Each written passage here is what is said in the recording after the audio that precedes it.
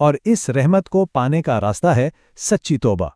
توبہ کا مطلب ہے اللہ کی طرف سچے دل سے پلٹ آنا، اپنے گناہوں پر شرمندہ ہونا اور یہ پکا عہد کرنا کہ آئندہ ایسا نہیں کریں گے۔ ایسی سچی توبہ پچھلے تمام گناہوں کو مٹا سکتی ہے۔ تو آخر میں بات ہمارے اپنے انتخاب پر آ جاتی ہے۔ آخری فیصلہ ہم نے خود کرنا ہے۔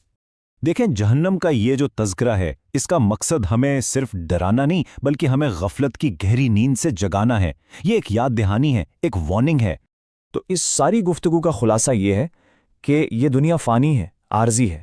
ہمیں چاہیے کہ ہم گناہوں سے بچیں، نیک اعمال کی طرف آئیں اور ہر لمحہ اللہ کو یاد رکھیں اور اس کا خوف دل میں رکھیں۔ اور اب یہ سوال ہم سب کے لیے ہے جو ہمیں خود سے پوچھنا ہے، کیا ہم اپنی زندگیوں کو بدلنے کے لیے تیار ہیں؟ کیا ہم آج ابھی توبہ کرنے کو تیار ہیں؟ کیونکہ کیا پتہ کل بہت دیر ہو جائے۔ آخر میں ہم سب مل کر دعا کرتے ہیں، اے اللہ، ہمیں جہنم کے عذاب سے محفوظ فرما اور ہمیں جنت الفردوس میں جگہ عطا فرما۔ آمین۔